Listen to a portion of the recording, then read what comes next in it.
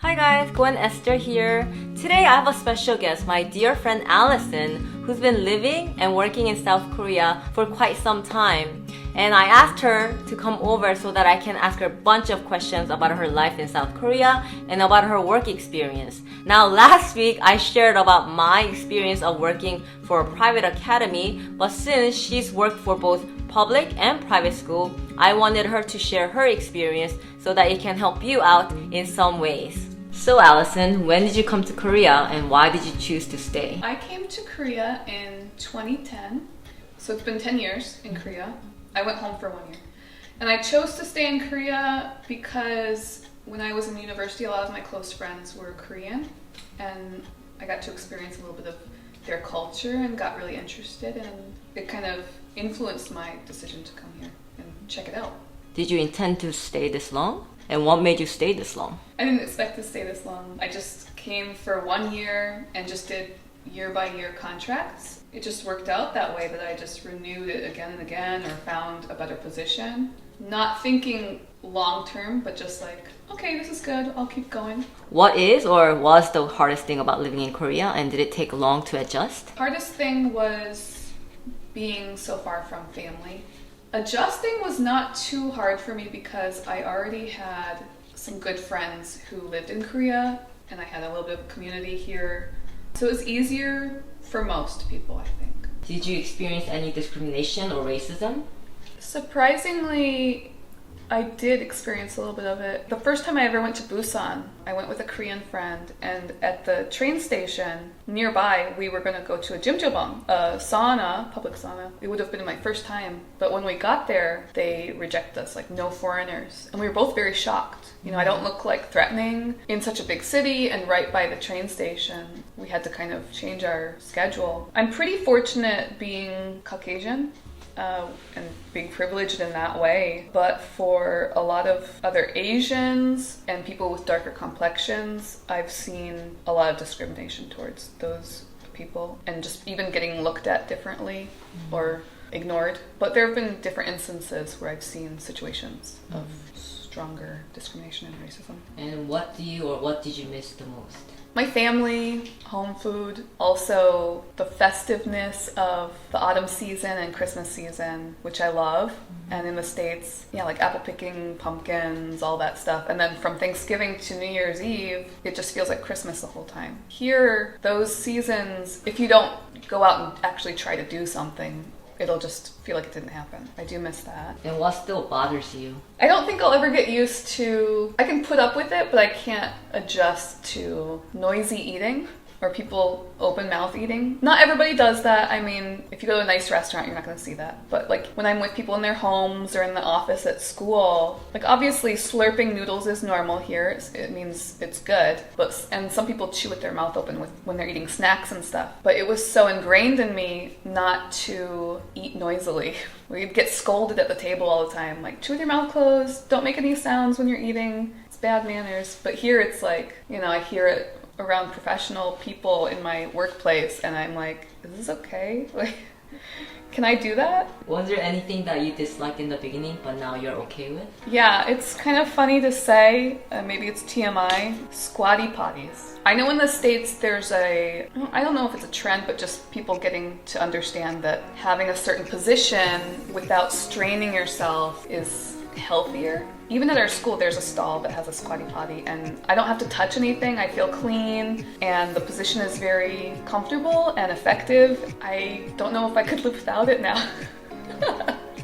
It's kind of embarrassing to say. Tell me about your jobs. You had private and public. I worked at a private English academy for a year, and then I worked at 2 different public elementary schools after that. There's pros and cons to both, and I know people have had really good experiences in both. I really liked the intimacy of the private academy. I could know the students' names and feel like I was really helping them individually, and I could see where they were, get to know them better in that way. And in the school, I enjoyed the relationships among the teachers and the more relaxed, normal schedule. So what did you enjoy about both schools, and what do you dislike about both? the private academy. Like I said, I know all the students, their names, their ability. I feel like I can really help them and no students are getting left behind. I feel like I'm making a difference. Students want to learn. They have an eagerness and they're really trying. I feel like the parents and the students have more of an appreciation for the teachers and have more support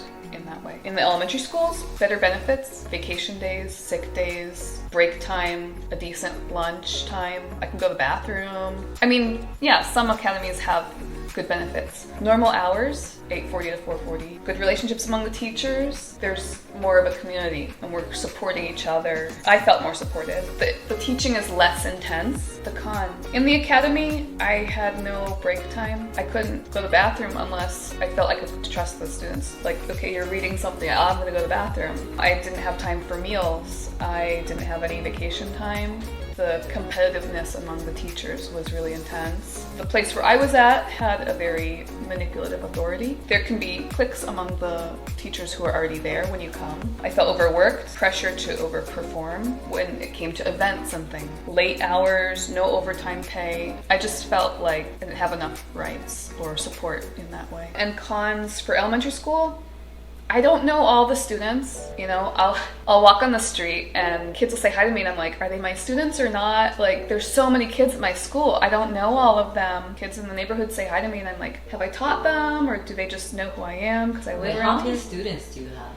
I teach 3rd to 6th grade. There are sometimes 8 classes in one grade.